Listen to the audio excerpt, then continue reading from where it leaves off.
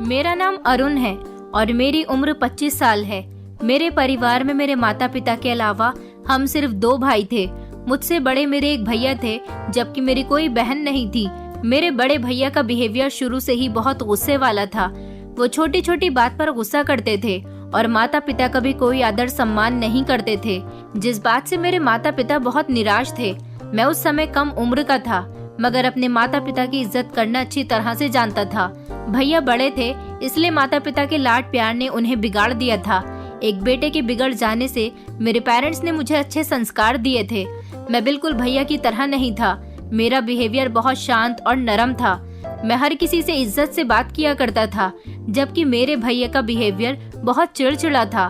फिर एक दिन भैया ने अचानक घर में अपनी शादी का हंगामा डाल दिया। अभी मेरे पेरेंट्स उनकी शादी नहीं करना चाहते थे, क्योंकि भैया घर में ही अपने पेरेंट्स की इज्जत नहीं करते थे, तो फिर वो अपनी पत्नी की इज्जत कैसे करते। और मेरी माँ किसी दूसरे की बेटी को अपने बदतमीज बेटे के हवाले नहीं करना चाहती थी। उन्हें डर था कि कहीं वो किसी की बेटी को लाकर उसके साथ घर में ऐसा ही व्यवहार ना करें जैसा वो अपने माता पिता के साथ करता है। लेकिन भैया ने घर में बताया था कि लड़की उन्होंने खुद पसंद कर ली है और वो उसके साथ शादी करना चाहते हैं। भैया ने जिद बांध ली थी कि वो उसी लड़की से शादी करना चाहते हैं। लड़की उनके ऑफिस में ही काम करती थी। भैया की जिद के आगे हार मानकर मेरे पेरेंट्स उस लड़की के घर रिश्ता लेकर चले गए थे। इस तरह मेरे भैया की शादी उनके साथ हो गई और वो भाभी बनकर हमारे घर आ गई थी। भाभी के आ जाने से भैया की बिहेवियर में काफी बदलाव आया था। वो धीरे धीरे घर में भी अच्छी तरह से हम सब लोगों के साथ रहने लगे थे। मेरे मम्मी पापा को इस बात की खुशी और साथ ही साथ तसल्ली भी हुई थी कि बहू के आ जाने से उनका बेटा काफी हद तक बदल गया है। मेरे स्कूल की पढ़ाई भी पूरी हो चुकी थी। अब मुझे कॉलेज में एडमिशन लेना था। मैं ज्यादातर अपनी पढ़ाई में ध्यान रखता था, घर के मामलात में ज्यादा नहीं बोलता था और न ही घर में ज्यादा ध्यान दिया करता था। इस दौरान हमारे घर में भैया भाभी के बीच लड़ाई झगड़े शुरू हो गए थे और एक दिन उन दोनों के बीच इतना ज्यादा झगड़ा हुआ कि भाभी भैया को छोड़कर जाने के लिए तैयार हो गई, तो भैया ने भी उन्हें आसानी से छोड़ दिया। झगड़ा जो भी था वो उन दोनों के बीच था, उसमें हम लोगों में से किसी का कोई बीच नहीं था। मम्मी पापा उन्हें समझाने की बहुत कोशिश कर रहे थे, मगर दोनों में से कोई भी समझने के लिए तैयार ही नहीं था। लड़ाई झगड़ा किस बात पर होता था और उस दिन भी किस बात पर हुआ था, जो बात इतनी आगे बढ़ गई थी कि भाभी घर छोड़ने के लिए तैयार हो गई थी। मुझे इस बारे में कुछ पता ही नहीं चला और न ही मुझे मम्मी ने कुछ बताया। ऐसा भी नहीं था कि भैया भाभी की शादी जबरदस्ती करवाई गई थी। उन दोनों ने तो खुद अपनी पसंद की शादी की थी और वो दोनों शादी के बाद एक दूसरे के साथ खुश रह रहे थे। मगर जैसे ही उन दोनों की शादी को 1 साल हुआ तो उन दोनों के बीच लड़ाई झगड़े शुरू हो गए थे। मुझे तो इस बात की कुछ समझ ही नहीं आई थी कि पसंद की शादी करने के बावजूद भी वो दोनों एक दूसरे को छोड़ने के लिए तैयार थे। बस मैं इतना जानता था कि भाभी भैया पर अलग अलग तरह के आरोप लगा रही थी। ये आरोप कैसे थे, मुझे इस बारे में कुछ भी समझ नहीं आई थी, क्योंकि उस समय मैं छोटा था। भाभी भैया से अलग होना चाहती थी, तो भैया ने भी उन्हें खुशी खुशी अलग कर दिया। भाभी अपने मायके जा चुकी थी और भैया उन्हें डिवोर्स देकर दूसरे शहर में नौकरी करने का फैसला कर चुके थे। मम्मी पापा ने उन्हें रोकने की बहुत कोशिश की, मगर वो तो पहले से ही कहाँ किसी की सुनते थे। इसलिए उन्होंने अपना सामान पैक किया और वो दूसरे शहर में नौकरी करने लगे और वहीं पर ही शिफ्ट हो गए। मम्मी पापा भैया की बहुत फिक्र करते थे, मगर उन्होंने फोन करके मम्मी पापा को बता दिया था कि वो उनकी फिक्र ना करें। भैया यहाँ पर बहुत खुश हैं और अच्छी नौकरी कर रहे हैं और वो उनको अपनी सैलरी के कुछ पैसे भेजते रहेंगे। मैंने भी मम्मी पापा को समझाया था कि भैया कोई नासमझ नहीं है, समझदार हैं और शादी करने का फैसला भी उनका ही था और अपनी पत्नी से अलग होने का फैसला भी उनका ही है, इसलिए आपको परेशान होने की कोई जरूरत नहीं है। मेरे पेरेंट्स ने जैसे तैसे भैया के बिना रहना सीख लिया था। अब उन लोगों को कोई फर्क नहीं पड़ता था कि भैया कहाँ रहते हैं और कहाँ नहीं, लेकिन भैया बीच बीच में हमारे घर पर आते जाते रहते थे और फोन पर भी बात करते रहते थे और मैं भी कभी कभी भैया से बात कर लिया करता था। इसी तरह काफी समय गुजर गया और मेरी पढ़ाई पूरी हो चुकी थी। अब मुझे किसी अच्छी नौकरी की तलाश थी। एक दिन भैया की कॉल पापा के पास आई और फिर उन्होंने हम सभी के हालचाल लिए। उसके बाद उन्होंने हमें एक ऐसी खबर सुनाई थी जिसे सुनकर हम सब लोग दंग रह गए थे। पापा ने भैया को मेरी नौकरी के बारे में बताया था कि मैं किसी अच्छी नौकरी की तलाश कर रहा हूँ। और पहले किसी अच्छी कंपनी में जॉब करने के बाद एक्सपीरियंस लेना चाहता हूँ। उसके बाद ही मैं सैलरी के बेस पर नौकरी करूँगा। तो भैया ने पापा की बात पर कहा कि आप अरुण को मेरी जगह मेरी पोस्ट पर भेज दो, क्योंकि मैं कुछ दिनों के लिए बिजनेस के सिलसिले में हमारी कंपनी की टीम कनाडा जा रही है। इसलिए अगर अरुण चाहे तो मेरी जगह मेरी कंपनी में काम कर सकता है। मुझे वहाँ से आने में लगभग 3-4 महीने लग जाएंगे। इतने दिनों में तो अरुण को आराम से जॉब करने का एक्सपीरियंस हो जाएगा। फिर भैया ने बताया कि वैसे भी मेरी अभी नई नई शादी हुई है और मैं अपनी पत्नी को इस शहर में अकेला छोड़कर नहीं जा सकता। ये बात सुनकर तो पापा चौंक गए थे। उन्होंने कहा, क्या तुमने दूसरी शादी कर ली है? पापा के सवाल पर भैया शर्मिंदा हुए और कहने लगे, जी पापा, मैंने दूसरी शादी कर ली है। माफ करना, मैंने आपको इस बारे में नहीं बताया, मगर अभी मेरी शादी को सिर्फ 15 ही दिन हुए हैं। लड़की बहुत अच्छी और संस्कारी है। उसके साथ मेरी जिंदगी का अच्छा गुजारा हो रहा है और इसी शहर की है। हम दोनों एक दूसरे के साथ बहुत खुश रहते हैं। मैंने आप लोगों को इस बारे में इसलिए नहीं बताया क्योंकि मैं आपके सामने शर्मिंदा नहीं होना चाहता था कि मैंने अपनी पहली पत्नी को डिवोर्स दे दी और दूसरी लड़की से शादी कर ली। पापा कहने लगे कि चलो अच्छा ठीक है, मगर तुम्हें एक बार हमें लड़की से तो मिलवाना चाहिए था। पापा के कहने पर भैया ने कहा, मैं उसको कनाडा से आने के बाद आप लोगों से मिलवाने के लिए जरूर लेकर आऊंगा। वो भी आपसे मिलना चाहती है, लेकिन जब तक आपको अरुण को मेरे घर भेजना होगा। इस तरह उसे जॉब का एक्सपीरियंस भी हो जाएगा और मेरी पत्नी भी घर में अकेली नहीं रहेगी। उसे भी अरुण का सहारा मिल जाएगा और मैं बेफिक्र होकर कनाडा से वापस आ सकता हूँ। भैया की शादी वाली बात पर पापा का मूड थोड़ा ऑफ तो हो गया था, मगर फिर वो हर बार भैया की बातों पर अपना सर झुका लिया करते थे। इस बार भी उन्होंने अपना सर झुका ही लिया था, मगर पापा को जॉब वाली बात बिल्कुल ठीक लगी थी। इसलिए उन्होंने ये फैसला किया कि मैं अब अपने भैया की पोस्ट पर जॉब करूंगा और उनके घर पर ही रहूंगा। मुझे भी इस बात से कोई एतराज नहीं था और फिर मैंने सोचा था कि इस बहाने मैं अपनी नई भाभी को भी देख लूंगा। अगले हफ्ते ही मैं भैया के घर पहुंच चुका था। भैया मुझे वहां देखकर बहुत ज्यादा खुश हुए थे। मुझसे कहने लगे कि तुम्हारे आने से अब मुझे कोई भी फिक्र नहीं रहेगी। चलो मैं तुम्हें तुम्हारी भाभी से मिलवाता हूँ। दोबारा से शादी होने के बाद भैया की बिहेवियर में फिर से नरमी आ गई थी, लेकिन भैया हमेशा कड़क बिहेवियर सिर्फ मम्मी पापा को ही दिखाते थे। मेरे साथ तो वो हमेशा नरम रहे थे। भैया कहने लगे कि तुम्हारी भाभी तुम्हें देखकर बहुत खुश हो जाएंगी, क्योंकि जब से मैंने उसे तुम्हारे बारे में बताया है तब से वो तुम्हारा बेसब्री से इंतजार कर रही है। वरना पहले तो वो बेचारी टेंशन के मारे बहुत परेशान थी कि वो यहाँ अकेले कैसे रहेगी, लेकिन जब मैंने उसे तुम्हारे बारे में बताया और कहा कि तुम उसे संभाल लोगे तो वो खुश हो गई। वो भी बिल्कुल तुम्हारी तरह ही हंसने बोलने वाली है। मैं जैसे ही भैया के घर पहुंचा और सामने भाभी ने जैसे ही दरवाजा खोला तो मैं उन्हें देखकर दंग रह गया था। भाभी तो भैया से बहुत कम उम्र की थी, पर मुझे देखने में वो बिल्कुल 20-21 साल की लग रही थी और बहुत खूबसूरत थी।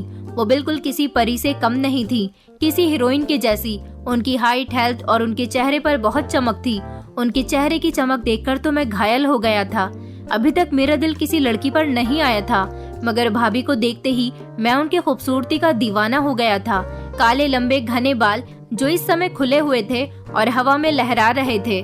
मैं तो उन्हें देखते ही पलक झपकना भूल चुका था। मैं तो अभी तक यकीन ही नहीं कर पा रहा था कि ये मेरी नई भाभी हैं। पहले वाली भाभी भी इतनी सुंदर नहीं थी जितनी सुंदर ये थी। मुझे यकीन नहीं हो रहा था कि इन्होंने मेरे भैया से शादी कैसे कर ली, क्योंकि वो तो सिर्फ मामूली सी शक्ल के थे। मैं अपनी नई भाभी में गुम हो गया था कि तभी भैया ने मुझे एक झटके से सपनों की दुनिया से बाहर निकाला और कहने लगे, अरुण अरुण क्या हुआ है? ये तुम्हारी भाभी है, इनसे मिलोगे नहीं? मैंने फौरन ही उन्हें प्रणाम किया और फिर घर के अंदर आ गया। भाभी मेरे लिए चाय पानी का इंतजाम करने लगी, लेकिन मैं बार बार नजर चुराकर उनकी तरफ ही देख रहा था, क्योंकि मैं इस बात को हजम ही नहीं कर पा रहा था कि मेरे भैया जो कि लगभग 32 साल के हो गए थे, जबकि भाभी की शादी तो किसी 22-23 साल की उम्र के लड़के से होनी चाहिए थी और उन्होंने अपने से दुगनी उम्र के लड़के से शादी कर ली है, जो कि पहले भी एक शादी कर चुका है। मैं मन ही मन में सोचने लगा कि हो सकता है भाभी की भी उम्र इतनी ही हो जितनी की भैया की है, लेकिन उन्होंने अपना इतने अच्छे से ख्याल रखा हुआ था कि वो सिर्फ 21-22 साल की ही लड़की के जैसी दिख रही थी। फिलहाल जो भी है, लेकिन भैया बहुत भाग्यशाली हैं जो उन्हें दूसरी पत्नी इतनी ज्यादा सुंदर मिली। भाभी मुझे बहुत खुश नजर आ रही थी। उनका नाम नैना था। चाय नाश्ता करने के बाद भैया अपने जाने की तैयारी करने लगे। उन्होंने मुझसे कहा कि वो कल सुबह की फ्लाइट से कनाडा के लिए निकल जाएंगे और इसके बाद उन्होंने मुझे एक फाइल पकड़ाई और कहने लगे कि इस फाइल में मेरे हिस्से का सारा काम है, तुम कर लेना और अगर कुछ समझ ना आए तो मुझसे फोन पर पूछ सकते हो। मैंने तुम्हें कंपनी का एड्रेस सेंड कर दिया है, वहाँ जाने के बाद तुम सारी इन्फॉर्मेशन निकाल लेना। वहाँ पर मैंने तुम्हारे बारे में सारी बात कर ली है। वहाँ जाने के बाद तुम्हें कोई दिक्कत नहीं होगी, बस आराम से अपनी नौकरी ज्वाइन कर लेना। भैया की बात सुनकर मैं बहुत खुश हो गया था। इसके बाद भैया मुझसे कहने लगे कि देखो अरुण, मैं यहाँ सिर्फ तुम्हारे भरोसे पर ही तुम्हारी भाभी को छोड़कर जा रहा हूँ। और एक बात और, तुम्हारी भाभी को अभी कुछ दिनों पहले सीढ़ियों से गिर जाने की वजह से चोट आ गई थी, जिसकी वजह से उसके शरीर में काफी दर्द हो रहा है। मैंने डॉक्टर को दिखाया है तो उन्होंने ये बताया है कि अभी कुछ महीनों तक उसके शरीर में बार बार दर्द उठता रहेगा और जिसकी वजह से तुम्हें अपनी भाभी का बहुत ख्याल रखना पड़ेगा और जब भी जरूरत पड़े तो तुम्हें उन्हें डॉक्टर के पास भी लेकर जाना है। इसके अलावा तुम्हारी भाभी तुम्हें जो भी काम बताएं तो तुम वो सारे काम कर देना, क्योंकि यहाँ पर इसका तो सिर्फ तुम ही सहारा हो और कोई भी नहीं है। तुम्हारी भाभी के मायके वाले भी यहाँ पर नहीं रहते, वो दूसरे शहर में रहते हैं, इसलिए मेरे पीछे तुम्हें अपनी भाभी का बहुत ख्याल रखना है। भैया की बात सुनकर मैंने भैया से कहा था, भैया मैं भाभी का बहुत ख्याल रखूंगा, आप बेफिक्र होकर जाओ, मैं भाभी को किसी चीज की कमी नहीं होने दूंगा। इसके बाद रात को भाभी ने हम लोगों के लिए बहुत टेस्टी खाना बनाया था और भैया की सारी पैकिंग भी फाइनल हो चुकी थी। अगली सुबह भैया कनाडा जाने के लिए घर से निकल गए थे। इस घर में मैं और भाभी बिल्कुल ही अकेले रह गए थे। अभी मैं और नैना भाभी एक दूसरे के लिए नए नए थे, इसलिए हमारे बीच बातचीत कुछ कम ही हो रही थी। मैं भी उसी दिन भैया के बताए गए एड्रेस पर उनके ऑफिस में चला गया था, जहां पर मुझे जॉब ज्वाइन करनी थी और मैंने वहां पर जाने के बाद सारे डॉक्यूमेंट्स दे दिए और वहां के मैनेजर से भी बात कर ली थी। उन्होंने मुझे जॉब पर भैया की जगह पर रख लिया था, क्योंकि भैया पहले ही उन लोगों को मेरे बारे में बताकर गए थे, इसलिए मुझे किसी मुश्किल का सामना नहीं करना पड़ा था। और मैंने अगले दिन से ऑफिस जाना शुरू कर दिया, जहाँ पर मेरी कुछ लड़कों से अच्छी दोस्ती हो गई थी। ऑफिस में लड़के और लड़कियां दोनों ही साथ में काम किया करते थे। वहाँ के लोग मुझसे काफी इम्प्रेस हुए थे। घर आने के बाद भाभी और मैं भी एक दूसरे से खुलकर बातें करने लगे थे। एक दिन मैं अपने कमरे में बैठा हुआ ऑफिस का कुछ काम कर रहा था कि तभी रात के टाइम भाभी ने मुझे आवाज लगाई। मैं फौरन ही भागकर किचन की तरफ गया तो मैं ये देखकर दंग रह गया कि भाभी इस समय बहुत ही सुंदर लग रही थी और उन्होंने बहुत प्यारी नाइटी पहन रखी थी, जो कि अक्सर औरतें रात को सोते समय पहनती हैं। वो बहुत फिटिंग की थी और स्लीवलेस भी थी। उसके अंदर से उनके शरीर की खूबसूरती झलक रही थी। मैंने फौरन ही भाभी को देखकर अपनी नजरों को दूसरी तरफ घुमा लिया था। भाभी मुझसे कहने लगी, अरुण क्या तुम कॉफी पियोगे? मैं इस समय अपने लिए कॉफी बना रही थी, सोचा तुमसे भी पूछ लूं। मैंने भाभी से कहा, जी भाभी बना लीजिए, मैं भी पी लूंगा। ये कहकर मैं फौरन ही अपने कमरे में जाने लगा तो भाभी ने मुझे टोक दिया और कहने लगी, अरे तुम कहाँ जा रहे हो? मैं भी 10 मिनट में तुम्हारे लिए कॉफी बनाती हूँ, उसके बाद हम दोनों छत पर चलकर एक साथ बैठकर कॉफी पियेंगे। छत पर अच्छी हवा चल रही है और छत पर ठंडी हवा में टहलते हुए कॉफी पीने का एक अलग ही मजा होता है। भाभी की बात सुनकर मैं थोड़ा टेंशन में आ गया था, क्योंकि उस समय मैं समझ रहा था कि मेरे मन में अजीब तरह की फीलिंग्स आ रही हैं, जिसकी वजह से मुझे कुछ भी ठीक नहीं लग रहा। इसलिए मैंने उन्हें बहाना बना दिया कि आप अकेले ही छत पर चली जाइए, क्योंकि मैं इस समय ऑफिस का कुछ इम्पोर्टेंट काम करने में बिजी हूँ। इतना कहकर मैं उनकी बात सुने भी नहीं वापस अपने कमरे में आ गया था। थोड़ी देर के बाद भाभी कॉफी का मग मेरे लिए कमरे में ही लेकर आ गई थी, लेकिन वो जैसे ही मुझे कॉफी देने लगी तो थोड़ी सी कॉफी मेरे कपड़ों पे गिर गई, जिससे वो घबरा गई और मेरे करीब आकर उसे साफ करने लगी। पर उन्होंने जब ये सब कुछ किया तो वो मुझे टच हो रही थी। इस समय मेरे मन में उनके लिए एक अजीब सी फीलिंग की लहर उठ गई। मैं फौरन ही भाभी से पीछे हट गया और मैंने उनसे कहा कि भाभी आप फिक्र मत करिए, मुझे कुछ भी नहीं हुआ है, आप अपने कमरे में आराम से जाकर सो जाइए। मैं फौरन ही बाथरूम में चला गया। मैंने खुद को समझाया कि वो मेरी भाभी हैं, भले ही वो मेरी ही उम्र की क्यों ना हो, लेकिन भाभी तो माँ समान होती है। मुझे उनके लिए अपने मन में किसी तरह का भी कोई गलत ख्याल नहीं लाना चाहिए। इसके बाद ऑफिस की छुट्टी वाले दिन भाभी और मैं शॉपिंग पर गए थे, पर मैंने अपने लिए भी कुछ कपड़े ले लिए थे और भाभी ने भी। और इस दिन मुझे पता चला कि भाभी की उम्र सच में 21 साल है, क्योंकि मैंने बातों ही बातों में उनसे पूछ लिया कि आपको भैया कहाँ मिले थे। तो उन्होंने कहा कि दरअसल तुम्हारे भैया ने मेरी जान बचाई थी। एक दिन मेरा एक्सीडेंट हो गया था, और तुम्हारे भैया मुझे अस्पताल लेकर गए और फिर वहीं हमारी मुलाकातें धीरे धीरे आगे बढ़ने लगी। मैं एक अनाथ लड़की हूँ, मेरे आगे पीछे कोई भी नहीं था। मैं बचपन से ही अपने चाचा चाची के घर पर रही हूँ, लेकिन वो लोग मेरे साथ बहुत ही बुरा बिहेव करते थे। और जब मुझे तुम्हारे भैया का साथ मिल गया तो हम दोनों ने शादी करने का फैसला कर लिया। मुझे तुम्हारे भैया के बारे में पता है कि उनकी एक डिवोर्स हो चुकी है, मगर मैं उन्हें पसंद करने लगी थी और वो भी मुझे पसंद करते थे। तो फिर मैंने बिल्कुल भी देर नहीं की और तुम्हारे भैया के साथ शादी करके अब मैं खुशहाल जिंदगी जी रही हूँ। उन्होंने तुम्हारे घर वालों को हमारी शादी का इसीलिए नहीं बताया था कि कहीं उन्हें बुरा न लग जाए कि उनके बेटे ने एक अनाथ लड़की से शादी की है और बिना दान दहेज के बहू घर लेकर आ गया। मैंने भाभी से कहा कि हमारी फैमिली ऐसी नहीं है, मेरे मम्मी पापा बहुत अच्छे लोग हैं, मगर आपने बहुत अच्छा किया। मेरे बड़े भैया थोड़े कड़क बिहेवियर के हैं, मगर आपसे शादी करने के बाद बहुत नरम पड़ गए। भाभी कहने लगी कि हाँ, तुम्हारे भैया तो मुझसे शादी करने के बाद काफी बदल गए, मेरा बहुत ख्याल रखते हैं। देखो ना, यहाँ से जा रहे थे लेकिन फिर भी उन्हें मेरी कितनी फिक्र थी कि मेरा ख्याल रखने के लिए तुम्हें यहाँ पर छोड़ कर गए। बाकी सब कुछ तो ठीक चल रहा था, लेकिन ना जाने क्यों मैंने एक चीज नोटिस की थी कि जब से भैया कनाडा गए थे तब से ही भाभी घर में नए नए कपड़े पहनकर रहती थी। वो मुझे देखने में बिल्कुल भी ठीक नहीं लगती थी, क्योंकि उनके कपड़े कुछ ज्यादा ही अजीब और छोटे होते थे।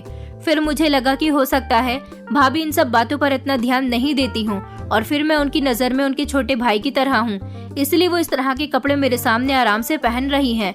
मैंने इस बात को इग्नोर कर दिया और अपने काम में बिजी हो गया। इधर मेरे ऑफिस में काम तेजी से हो रहा था, क्योंकि बॉस का कहना था कि तुम अपने भैया की तरह ही काम कर रहे हो, इसलिए मैं तुमसे बहुत इम्प्रेस हो गया हूँ। ऑफिस में मेरा एक दोस्त बन गया था जो कि बिल्कुल मेरे जैसे ही बिहेवियर का था। बॉस ने हम दोनों को एक प्रोजेक्ट पर काम करने के लिए दिया था। एक दिन मैंने उसे अपने घर खाने पर इनवाइट कर दिया और भाभी को उसके बारे में बता दिया ताकि वो मेरे दोस्त के लिए भी खाना बना ले, क्योंकि मेरा दोस्त सुशांत कई बार मुझे होटल में पार्टी दे चुका था, मगर मैं उसे घर के खाने पर इनवाइट करना चाहता था। भाभी तो बहुत अच्छा खाना बनाती थी, इसलिए मैंने उसे बेझिझक इनवाइट कर दिया, जिस पर भाभी को भी कोई प्रॉब्लम नहीं हुई थी। भाभी ने उसके लिए सारे इंतजाम कर लिए थे और सुशांत रात को डिनर पर हमारे घर आ गया था। उस दिन के बाद धीरे धीरे मेरा दोस्त घर आने जाने लगा। उसकी भी भाभी से अच्छी जान पहचान हो गई थी। भाभी हम दोनों के लिए कभी चाय नाश्ता बनाकर लाती तो कभी हम दोनों के लिए अच्छा खाना बनाकर तैयार कर लिया करती थी, जिसकी वजह से मेरा दोस्त भाभी की बहुत तारीफ करता था। कहता था, भाभी का बिहेवियर तो बहुत अच्छा है और तुम्हारी भाभी तो कहीं से भी तुम्हारी भाभी नहीं लगती। ऐसा लगता है जैसे वो हमारे साथ हम लोगों की ही फ्रेंड्स हैं, बिल्कुल हमारे साथ अपने जैसा बिहेव करती हैं। बल्कि कभी कभी ऐसा लगता है कि वो तुम्हारी भाभी नहीं बल्कि तुम्हारी अच्छी दोस्त हैं। एक दिन मेरे दोस्त ने भाभी से पूछा कि आपने कहाँ तक पढ़ाई की है। ये बात सुनकर भाभी का चेहरा उतर गया। उनके उदास चेहरे को देखकर हम पूछने लगे थे कि क्या हुआ, तो उन्होंने बताया कि उनके चाचा चाची ने मुश्किल से उन्हें हाई स्कूल तक ही पढ़ाया था। इसके बाद उन्होंने साफ इनकार कर दिया कि वो उनकी पढ़ाई पर पैसे खर्च नहीं कर सकते और इसी वजह से वो ना चाहते हुए भी आगे की पढ़ाई जारी नहीं रख पाई। मैंने भाभी से कहा, लेकिन अब तो आपके साथ ऐसा कुछ भी नहीं है, अभी तो आपकी कोई इतनी खास उम्र भी नहीं है, इसलिए अगर आप चाहो तो अपनी पढ़ाई दोबारा से शुरू कर सकती हो। मुझे नहीं लगता कि भैया इस सब चीजों के लिए आपको मना करेंगे। मेरे दोस्त ने भी भाभी को बताया, भाभी आप एक काम करो, हमारे शहर में बहुत अच्छे स्कूल हैं, आप तो वैसे भी काफी होशियार लगती हो, आप चाहो तो घर बैठकर प्राइवेट पढ़ाई कर सकती हो। मैं कहने लगा, हाँ भाभी ये ठीक कह रहा है, आपको आगे पढ़ना चाहिए, क्योंकि बिना शिक्षा के तो इंसान अधूरा है। भाभी मुस्कुराते हुए कहने लगी कि मैं बिल्कुल ऐसा ही करती, लेकिन क्योंकि अभी मुझे कुछ दिनों पहले ही चोट लगी हुई है, जिसकी वजह से कई बार अचानक मेरे शरीर में दर्द उठने लगता है, इसलिए मैं अभी तो पढ़ाई नहीं कर सकती। और अब तो शादी भी हो गई है तो मुझे अपना घर भी देखना होता है, फिर आगे मेरे बच्चे हो गए तो मैं पढ़ाई के साथ साथ अपने बच्चों को कैसे संभाला करूंगी। बच्चों के होते हुए पढ़ाई करना मेरे बस की बात नहीं हो सकती। उनकी ये बात सुनकर मैं और मेरे दोस्त दोनों ही सोच में पड़ गए थे। मैंने भाभी से कहा, तो फिर आप एक काम करो, आप घर में काम के लिए कोई नौकरानी रख लो, इस तरह आप अपनी शिक्षा पूरी कर सकती हो। मेरी ये बात सुनकर भाभी के चेहरे पर चमक आ गई। वो कहने लगी, अरे तुमने आइडिया तो बहुत अच्छा दिया है। और फिर हम लोगों ने फौरन ही भाभी का एडमिशन कराने के बारे में सोचा। लेकिन भाभी ने कहा ये सब करने से पहले मैं तुम्हारे भैया की परमिशन ले लूं, इसके बाद ही मैं एडमिशन लूंगी और उसके बाद ही ये सारी बातें भी फाइनल होंगी। शाम को भाभी ने भैया से पूछा तो भैया ने खुशी खुशी हाँ कर दी थी। भाभी आगे पढ़ने के लिए बहुत खुश थी। कहने लगी कि मुझे पढ़ाई करने का बहुत शौक था। वो कहने लगी, अरुण मुझे घबराहट हो रही है, कितने सालों बाद मैं किस तरह पढ़ाई करूंगी। मैंने भाभी से कहा कि आप फिक्र मत करो, मैं सब हैंडल कर लूंगा। तो भाभी कहने लगी कि मैं कैसे सब कुछ अकेले हैंडल करूंगी, अगर मैं स्कूल जाऊंगी तो लोग वहाँ पर मेरी मजाक उड़ाएंगे कि इतनी उम्र में आकर मैं अपनी पढ़ाई दोबारा से शुरू कर रही हूँ, और प्राइवेट पढ़ाई करूंगी तो घर में बैठकर मेरी कुछ समझ ही नहीं आएगा। मुझे घर में भी तो कोई समझाने वाला होना चाहिए ना। तो मैंने कहा बस इतनी सी बात, आपको बिल्कुल भी टेंशन लेने की जरूरत नहीं है, मैं आपको फ्री टाइम में पढ़ा दिया करूंगा। आपको कुछ भी समझ ना आए तो आप बेझिझक मुझसे कुछ भी पूछ लेना। ये सुनकर भाभी बहुत खुश हो गई थी। मैंने भाभी का एडमिशन प्राइवेट स्कूल में करवा दिया था, जहाँ पर उन्हें जाने की भी जरूरत नहीं थी, और एक नौकरानी से बात कर ली थी, मगर वो अभी कुछ दिन बाद आने के लिए कह रही थी। अब हमेशा मैं भाभी की पढ़ाई में मदद कर दिया करता था, और मेरा दोस्त भी कभी कभी घर पर आता जाता था। हम तीनों एक साथ घूमने के लिए भी चले जाते थे, कभी डिनर पर जाते थे तो कभी किसी शॉपिंग मॉल में। हम तीनों के बीच बहुत अच्छी दोस्ती होने लगी थी। मेरे घर पर भी बात होती थी तो मैं अपने मम्मी पापा को यही बताता था कि भाभी बहुत अच्छी हैं और बिल्कुल मेरा अपने छोटे भाई की तरह ख्याल रखती हैं, जिस पर मेरे मम्मी पापा मेरी तरफ से बेफिक्र हो जाते थे। एक रात भाभी ने अचानक ही मुझे फोन करके अपने कमरे में बुलाया। जब मैं उनके कमरे में पहुंचा तो वो मुझसे कहने लगी कि मेरी कमर में बहुत तेज दर्द हो रहा है और डॉक्टर ने उन्हें तेल दिया है जिससे उनके शरीर पर मालिश की जाती है। जब भैया थे तो वो उनकी अच्छी तरह से मालिश कर दिया करते थे, लेकिन अब तो वो यहाँ पर नहीं है और भाभी का हाथ उनकी कमर तक नहीं पहुँच पाता, इसलिए मैं इस तेल से उनकी मालिश कर दूं। मैंने फौरन ही उनके हाथ से तेल ले लिया और उनकी मालिश करना शुरू कर दी, लेकिन ना जाने क्यों जब मैं उनकी मालिश कर रहा था तो वो तिरछी निगाह से मुझे ही बहुत अजीब तरीके से देख रही थी। मैंने इसीलिए फटाफट उनकी मालिश की और फिर बहाना बना दिया कि मुझे बहुत तेज नींद आ रही है, इसलिए मैं सोने के लिए जा रहा हूँ।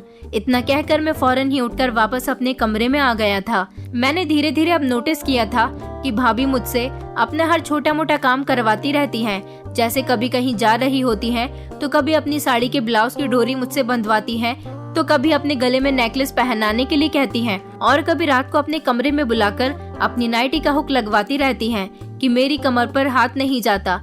वैसे इन चीजों में कोई खराबी नहीं थी, क्योंकि अगर मैं वहाँ था तो उनकी मदद कर सकता था, लेकिन वो भी मुझसे जो काम करवाती, इस समय वो मेरे करीब आने की भी कोशिश करती थी और मुझे अजीब तरह से देखा करती थी, जिससे मुझे बहुत अजीब घबराहट होने लगी थी और उन पर शक भी होने लगा था कि कहीं भाभी के मन में कुछ और तो नहीं चल रहा। इस समय मैं अब उनसे दूरी बनाने लगा था और बहुत ही कम बात करने लगा था। वो हमेशा मुझसे कहती थी कि मैं उन्हें भाभी न कहूँ बल्कि उनका नाम लेकर बुलाया करूँ, क्योंकि वो मेरी ही उम्र की हैं। लेकिन मैंने मना कर दिया था कि आप मेरी भाभी हो और मैं आपकी बहुत इज्जत करता हूँ, मैं आपका नाम नहीं ले सकता। एक रात बहुत तेज बारिश हो रही थी, तभी मेरे दरवाजे पर दस्तक होने लगी। बाहर तूफान आया हुआ था और दरवाजे पर भाभी थी। भाभी मेरे कमरे में आ गई और मुझसे कहने लगी कि मैं आज रात यहीं पर सो जाऊंगी, क्योंकि बाहर बादल गरज रहे हैं और उनकी आवाज से मुझे बहुत डर लगता है और घबराहट की वजह से मुझे नींद भी नहीं आ रही। उनकी बात सुनकर मैं डर गया था और यही सोचने लगा कि भाभी मेरे कमरे में सोएंगी, वो भी सारी रात के लिए, तो फिर ना जाने आगे क्या होगा। मैंने भाभी से कहा कि आपको इतने बड़े होकर डर लग रहा है, आप डरो मत, मैं तो आपके बराबर वाले कमरे में ही हूँ। अगर आपको किसी भी चीज की जरूरत हो तो आप मुझे बता देना, आप चाहो तो अपने कमरे में आराम से सो सकती हो। लेकिन भाभी ने मेरी कोई बात नहीं सुनी और वो फौरन ही मेरे बेड पर जाकर लेट गई। मैं एक तरफ खड़े होकर उन्हें देखता जा रहा था। फिर वो मुझसे कहने लगी, अरे तुम वहाँ पर क्यों खड़े हो, आओ तुम भी इधर ही लेट जाओ। उनकी इस बात से मुझे बहुत ज्यादा अजीब महसूस होने लगा था, मुझे कुछ भी समझ नहीं आ रहा था। मैंने उनसे कहा कि अब तो मैं जाग ही गया हूँ, इसलिए सोच रहा हूँ कि कुछ देर बैठकर ऑफिस का काम कर लेता हूँ। उसके बाद मैं बहाना बनाने के लिए चुपचाप अपना लैपटॉप लेकर बैठ गया था और इस बात का इंतजार करने लगा कि भाभी कब गहरी नींद में सो जाएंगी। थोड़ी देर के बाद मुझे लगा कि वो अब सो चुकी हैं, तो मैं धीरे से उठकर सोफे पर लेट गया था। अगले दिन भाभी ने सुबह उठकर मुझसे इस बात की शिकायत की कि मैं सोफे पर लेटकर क्यों सोया हूँ और मैं क्यों उनकी वजह से इतना परेशान हुआ। वो बहुत ही ज्यादा फिक्र जताने लगी कि अरुण, तुम मेरी वजह से सारी रात ठीक से सो भी नहीं पाए। लेकिन मैंने उनसे कहा कि ऐसा कुछ भी नहीं है। अब मैंने भाभी से बातचीत करना बहुत ही कम कर दिया था। ज्यादातर मैं अपने काम से काम ही रखता था, जिसकी वजह से वो मुझसे अब शिकायत करने लगी थी। अरुण, तुम अब पहले की तरह बिल्कुल भी नहीं रहे। अब तो तुम मुझसे ज्यादा बात भी नहीं करते हो और न ही मुझे कहीं घुमाने फिराने के लिए लेकर जाते हो। मैंने भाभी से कहा कि दरअसल मेरे ऑफिस में काम का लोड ज्यादा है, इसलिए मैं थोड़ा बिजी चल रहा हूँ और यही वजह है कि मैं आपके लिए समय नहीं निकाल पाऊंगा। आई एम सॉरी भाभी। ये कहकर मैं वापस अपने कमरे में आ गया था और अंदर से दरवाजा बंद कर लिया। लेकिन उसी रात एक बार फिर से अपने कमरे में भाभी ने मुझे बुलाया था और मुझसे अपनी कमर पर मालिश करवाने के लिए कहने लगी। मैं जैसे ही उनकी मालिश करने लगा, उसके थोड़ी ही देर के बाद अचानक वो उठकर बैठ गई। फिर कहने लगी कि तुमने अभी तक मुझे ये नहीं बताया कि तुम्हें सबसे ज्यादा क्या पसंद है। तो मैंने उनसे कहा कि दरअसल मुझे तरह तरह की बुक्स पढ़ना बहुत अच्छा लगता है, हॉर्स राइडिंग करना भी बहुत पसंद है। उन्होंने मुझसे सवाल किया तो इसीलिए मैंने भी उनसे पूछा कि और आपको क्या क्या पसंद है। वो मेरी तरफ अजीब तरीके से देखकर कहने लगी कि मुझे भी हॉर्स राइडिंग करना पसंद है। मैंने उनसे कहा कि अरे वाह, आपकी ये पसंद तो मेरी पसंद से मिलती जुलती है। इस समय एक अजीब सी मुस्कुराहट उनके चेहरे पे फैल रही थी। इससे तो मेरे पूरे शरीर में ही घबराहट दौड़ गई थी। मैं पसीने में भीग चुका था। मेरे और उनके बीच एक अजीब सा सन्नाटा हो गया। वो बार बार इशारे से मुझे समझाने की कोशिश करने लगी, जिसे मैं बहुत अच्छे से समझने भी लगा था। और तभी फिर मैं अपने होश में आया और मैंने अपना आपा खो दिया। मैं उन पर जोर से चिल्लाया कि भाभी, आप मुझसे ये किस तरह की बातें कर रही हो। ऐसा कहने पर भाभी थोड़ा सा घबरा गई और कहने लगी, अरुण, तुम शायद मुझे गलत समझ रहे हो, मेरा वो मतलब नहीं था। मैंने उनसे कहा कि मुझे नहीं लगता कि मैं आपको गलत समझ रहा हूँ। मैं ये कहकर उनके कमरे से बाहर निकल आया। मुझे उन पर बहुत गुस्सा आ रहा था। मुझे समझ नहीं आ रहा था कि भाभी ने मुझसे इस तरह की बात कही है और मुझे इस तरह का इशारा क्यों दिया। अब मुझे भाभी की हरकतें कुछ ठीक नहीं लग रही थी। उस दिन के बाद से तो मैंने भाभी से और भी ज्यादा बातचीत करनी बंद कर दी थी। हालांकि उन्होंने मुझे मनाने की बहुत कोशिश की और मुझे बार बार ये समझाने लगी कि ऐसी वैसी कोई बात नहीं है जैसा तुम समझ रहे हो। पर फिर भी मैंने उनसे झूठा दिखावा कर लिया था कि ठीक है, मैंने उनकी बात मान ली है और उन्हें माफ कर दिया। एक दिन ऑफिस में अचानक ही मेरी थोड़ी तबीयत खराब हुई और जब मैं जल्दी घर वापस लौट आया तो ये देखकर दंग रह गया कि भाभी के कमरे से मेरे दोस्त सुशांत के हंसने की आवाज आ रही थी। सुशांत ने तो आज ऑफिस से छुट्टी ली हुई थी। उसने बताया था कि आज उसे अपनी फैमिली के साथ कहीं दूर के रिश्तेदार की शादी में जाना है, इसीलिए वो ऑफिस से छुट्टी कर रहा है। लेकिन वो तो यहाँ पर अकेला भाभी के साथ क्या कर रहा था। भाभी पर तो मुझे पहले से ही शक था, लेकिन अब मेरा दोस्त सुशांत भी मुझसे झूठ बोलकर यहाँ पर आ रहा है, इस बात का तो मैं आइडिया भी नहीं लगा सकता था। अभी मैं चुपचाप खड़ा होकर उनकी बातें सुनने लगा। वो दोनों मेरा ही मजाक बना रहे थे। भाभी कहने लगी कि तुम्हारा दोस्त अरुण तो एक नंबर का बेवकूफ है। मैंने तो उसे न जाने कितनी बार इशारा किया, लेकिन मुझे तो लगता है कि उसमें मर्दों वाली कोई बात ही नहीं है और इसलिए वो हर समय मुझसे छुपा छुपा घूमता है। मुझे तो तुम में ही मर्दों वाली बात नजर आती है। सुशांत उनकी बात पर बहुत खुश हो गया और कहने लगा, अरे आप उस अरुण को छोड़ो, वो तो बड़ा ही डरपोक किस्म का इंसान है और मेरे साथ खुश रहो। और इसके बाद उन दोनों ने जो किया उसे देखकर तो मैं दंग रह गया था। जिस चीज पर सिर्फ और सिर्फ मेरे भैया का हक था वो इस समय सुशांत को मिल रहा था। ये सब देखकर मैं घूम गया था और मुझे बहुत ही गुस्सा आ रहा था। मैंने फैसला कर लिया था कि अब मैं भाभी की सारी सच्चाई भैया के सामने लाकर ही रखूंगा। वो मेरे भैया को धोखा दे रही थी और मैं ऐसा बिल्कुल भी नहीं होने दे सकता था। इसलिए मैंने ही फोन करके भैया को भाभी की एक एक हरकत के बारे में बता दिया था, जिस पर भैया पूरी तरह से भड़क गए थे और भाभी के साथ में नॉर्मल रिएक्ट किया था। भैया ने 2 दिन बाद आने के लिए कहा था। 2 दिन बाद जैसे ही भैया घर आए तो उन्होंने घर आते ही भाभी को मारना पीटना शुरू कर दिया और उनसे कहने लगे कि पागल औरत, मैंने तुझे अपने भाई को इम्प्रेस करने के लिए कहा था, मगर तू तो उसके दोस्त के साथ ही मजे लूट रही है। भैया भाभी की बात सुनकर मैं घबरा गया था कि भैया आखिर भाभी से किस तरह की बात कर रहे थे। मैंने भैया से पूछा कि आप लोग ये क्या कह रहे हो। भैया कहने लगे, अरुण, दरअसल मुझे तुम्हारी मदद की जरूरत थी। मैं नामर्द हूँ और मुझे बच्चा चाहिए था और अपने ही परिवार का खून चाहिए था। मेरी पहली पत्नी भी मुझे इसलिए छोड़कर चली गई और उसने मुझे नामर्द कहकर कई लोगों के बीच बदनाम कर दिया था। तुमसे बेहतर मुझे अपने परिवार का वारिस पैदा करने के लिए कोई नहीं लगा, इसलिए मैंने तुम्हें बहाने से यहाँ पर बुला लिया था और मैं चाहता था कि तुम मेरी पत्नी के साथ संबंध बना लो ताकि मेरी पत्नी तुम्हारे बच्चे की माँ बन सके, लेकिन इसने तो तुम्हारे दोस्त को ही पटा लिया। भाभी भैया से रोते हुए कहने लगी, मैंने तो तुम्हारे भाई को पटाने की बहुत कोशिश की, मगर ये मेरी अदाओं के जाल में कभी फंसा ही नहीं। अब मैं क्या करती? तुम्हें बच्चा चाहिए था, इसलिए मैंने इसके दोस्त को ही अपना निशाना बना लिया। भैया भाभी की बात सुनकर तो मैं दंग रह गया था। इसका मतलब ये था कि वो दोनों मेरा इस्तेमाल कर रहे थे। मेरा सगा भाई मेरे साथ ऐसा कर सकता है? मुझे अपने कानों पर विश्वास ही नहीं हो रहा था। भैया को जैसे ही लगा कि मैं यहाँ से भाग जाऊंगा, भैया ने अचानक मेरे सर पर डंडा मार दिया और मैं बेहोश हो गया था। फिर जब मेरी आंख खुली तो मैं कमरे में मौजूद था और फिर मेरे हाथ पैर बंधे हुए थे कि मैं कहीं भाग न जाऊं। मुझे उन दोनों के बाहर से बोलने की आवाज आ रही थी।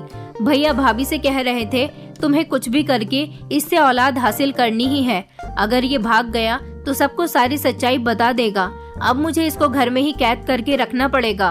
भाभी कहने लगी, तुम फिक्र मत करो, मैं इसे नींद की दवाई देकर इसके साथ अपना काम निकाल लूंगी, उसके बाद सब कुछ ठीक हो जाएगा। उन लोगों की बात सुनकर तो मेरे होश उड़ गए थे। मुझे किसी भी तरह से यहाँ से भागना ही था और इनकी सच्चाई अपने माता पिता के सामने लानी थी, क्योंकि वही मुझे बचा सकते थे। मैं खुद को रस्सियों से खोलने की बहुत कोशिश कर रहा था, मगर जैसे ही मैंने खिड़की की तरफ देखा तो खिड़की से सुशांत कूदकर कमरे में आ गया था और उसने मुझे खोलना शुरू कर दिया। मैंने उससे कहा कि तुम यहाँ क्यों आए हो? मुझे उस पर बहुत गुस्सा आ रहा था, मगर उसने कहा कि तुम्हारी भाभी बहुत ही घटिया औरत है। मैं तुम्हारी भाभी से मिलने के लिए दरवाजे तक आया ही था कि मुझे तुम सब लोगों की बातों की आवाज आई। तब मुझे पता चला कि तुम्हारी भाभी तो बहुत चालाक औरत है और उसके साथ तुम्हारा भैया भी मिला हुआ है। तुम्हारी जान को खतरा था, इसलिए मैं तुम्हें बचाने के लिए आया हूँ। सुशांत की बात सुनकर मेरे दिल में उसके लिए मोहब्बत बढ़ गई थी, क्योंकि मैं उस दिन के बाद से उससे नफरत करने लगा था। उसने जल्दी से मुझे खोल दिया और हम दोनों वहाँ से बहुत दूर भाग गए थे।